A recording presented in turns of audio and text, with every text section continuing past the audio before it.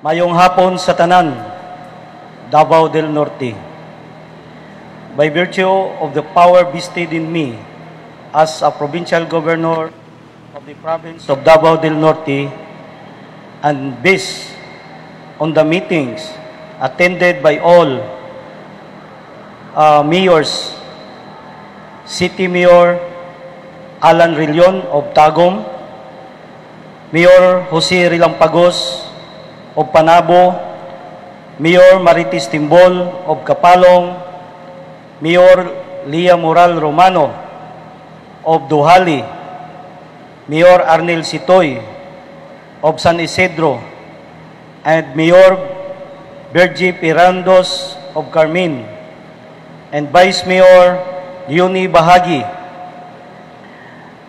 Board Member Nikhil Suaybagyo, Board Member Jig Rilampagos, Board Member Prospero Estabilio Jr., Ex Officio Dindo Parangan, FABC, Silverio Matubato, PCL, Ariel Makla, IPMR, Emerson Silutan, Ski Federation President, 10th Commander, Colonel Nolasco Mimpin, and all battalion commanders, PNP Provincial Director, Police Colonel Rani Achuela, and all representatives of the other mayors, all other stakeholders, media, constituted as Interagency Task Force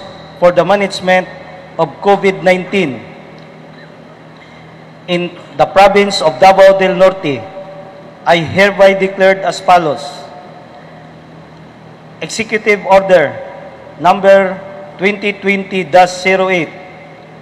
an order declaring the entire province of Davao del Norte, excluding Island Garden City of Samal, under community quarantine and providing its policies, regulations, sanctions thereof, giving emphasis on Section 8, 9, 10, 11, 12, and 13 of Executive Order 2020-08, employees of essential and critical infrastructure from nearby provinces may enter the provincial, provided that necessary screening procedures must be followed and that will be considered persons under monitoring. Upon the return, checkpoints at all every entry points shall be installed and shall be manned by the combined interagency team of the Provincial Health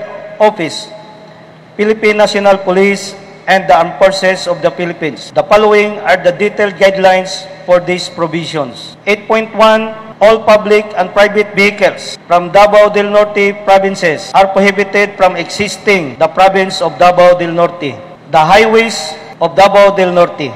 All vehicles passing Davao del Norte will be escorted in group only within 24 hours. Valid ID is required. They are not authorized to pick up passengers from Davao or adjacent provinces. 8.3. Vehicles of the members of the COVID-19 Crisis Management and Response Team, emergency vehicles, health workers, organic PNP and military personnel, delivery vehicles or supply, chain coming from outside and Davao del Norte, service vehicles of critical infrastructure on emergency repairs, like transmission companies are allowed to pass and enter Davao del Norte, provided proper identifications are being presented. 8.4. After 24 hours, no vehicles except those identified in Section 8.3 will be allowed to pass through Davao del Norte via the National Highway of Davao Province. 8.5. Workers from Davao del Norte are not authorized to work outside Davao del Norte except those working in the COVID-19 Crisis Management and Response Team with proper identification. 8.6. Drivers and helpers of cargo and delivery vehicles and supply delivery trucks are not allowed to leave vehicles while loading and unloading is being done. 8.7. All other activities not covered by these guidelines shall be coordinated with the respective COVID-19 crisis management and response team of Davao del Norte. 8.8. Roadblocks will be established after 24 hours. And 8.9. Passengers and drivers of exempted vehicles will be subjected to temperature check. 9. Private companies based in Davao del Norte shall prepare and implement flexible work plan for their respective employees as laid out in Labor Advisory number 09 series of 2020 issued by the Department of Labor and Employment. 10. All residents should exercise caution in buying goods and necessities. If necessary, assign only one person per family to buy goods for their consumption. Hoarding of masks and disinfecting agents, engaging in panic buying, and sharing of false information are strictly prohibited. 11. The Department of Trade and Industry shall implement price freeze based on suggested retail price of basic goods and necessities pursuant to Price Act or Republic Act number 7581. Price on meat, fish, vegetables shall be frozen in their prevailing price as determined by the Interagency Price Monitoring Team for COVID-19. 12. The operations of all entertainment establishments like TV bars, massage and wellness spas, and nightclubs are suspended in provincial-wide. Liquor bans shall also be implemented from 9 o'clock in the evening to 5 o'clock in the morning.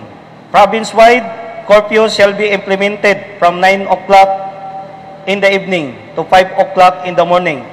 Exempted in this provincial-wide curfew are those people with essential movements related to work and or medical emergencies. All other provisions can be read in the issued executive order. Section 4, effective order shall take effect immediately. Done in the municipality of Carmen, Davao del Norte, Philippines, the 16th day of March in the year of our Lord 2020.